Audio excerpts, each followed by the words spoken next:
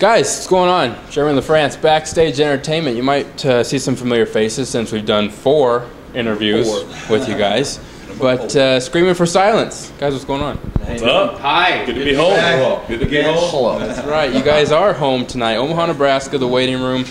Just talking to Another Lost Year.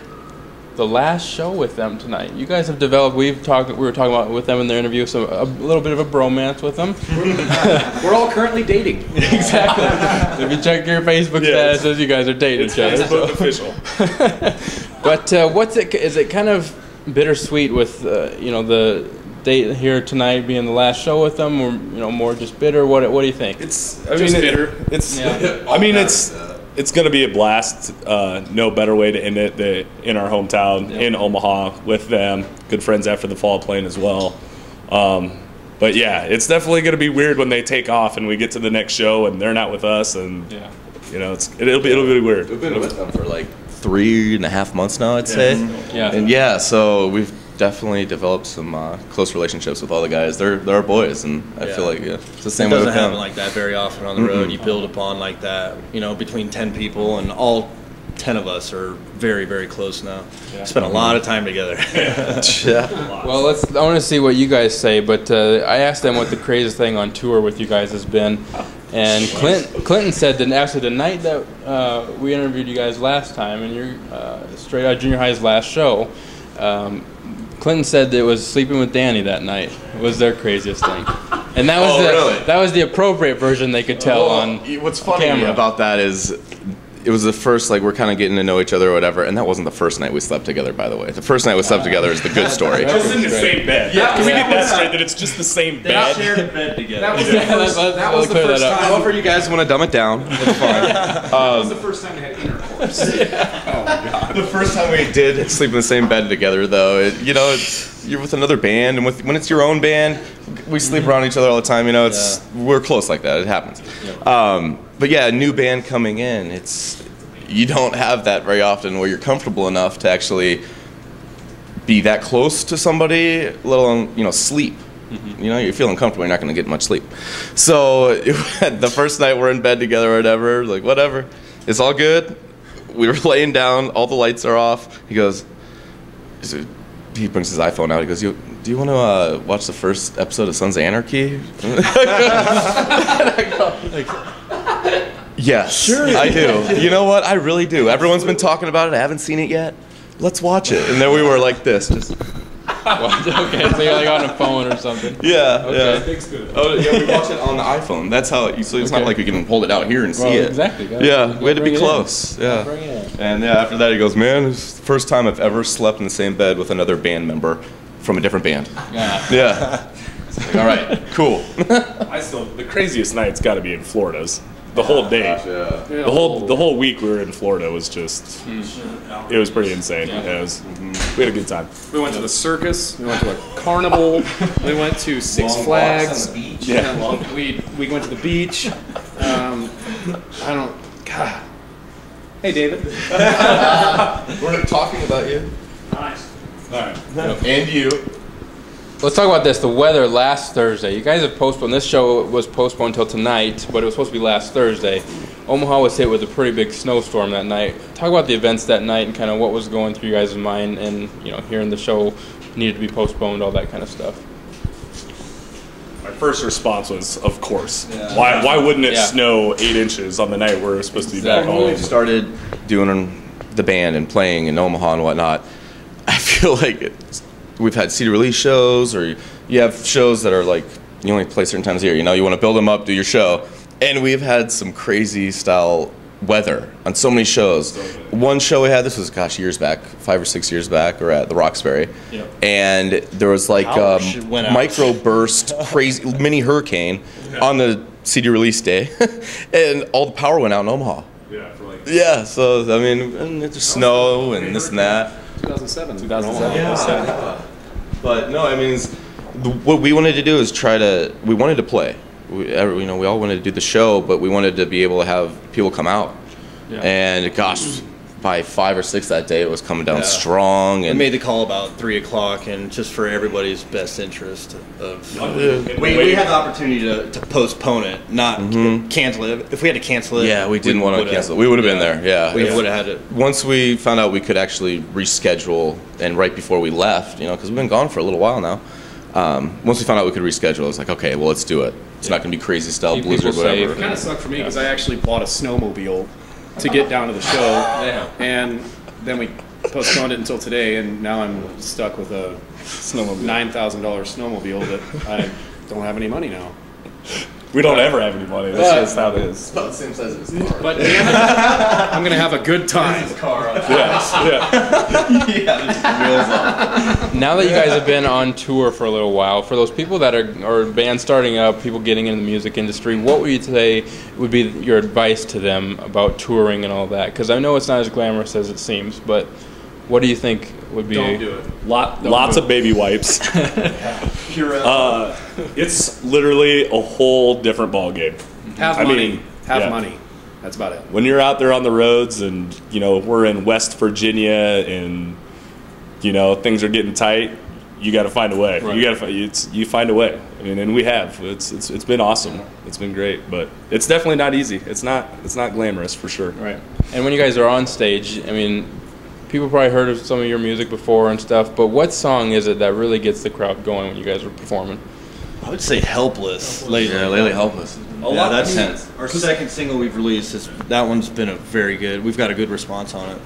Especially with a lot of the crowds or new markets we're playing, like they don't know Separate yet. Right. Some markets we play, so it's nice to see what song does do well. And yeah, I think Helpless. Have you had fans singing along at shows yet? Yeah, there's some that have noticed Separate so far. Okay. Yeah. Good. They always sing Eddie Money because everybody knows that song. You guys do an awesome cover of that. Yeah. So, all right, well, let's have some fun. You guys are no strangers to this. The BSE Box, fans of Backstage Entertainment on Facebook, you guys do the same. Get your questions in here for bands we interview. And you guys have not experienced the action cards yet. So, how this works is you guys pick a number, 1 through 55, and you have to do an action before answering or while answering the question that you get. So This doesn't take very much athleticism. My athletic days are over. not if you pick some of these. Yeah. Exactly. Not some of them not. But all right, we'll see. You'll be fine. Who is going to be the brave one and start us Let Matt off? start. Yeah, Matt, start off. Apparently All right. you guys have never seen Band of Brothers. All right. Matt, 1 through 55. Have you ever had Hey, Oh. 1 through 55. I'll go 40. 40. He's got Is that Sean Kemp's number, everybody? Seattle Supersonics. going off on an unrelated subject. Perfect. So you're like, yeah.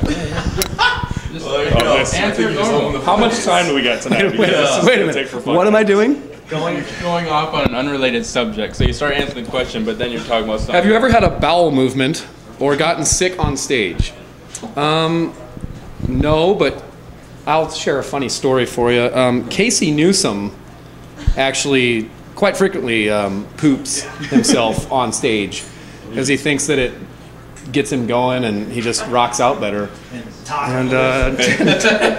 tacos.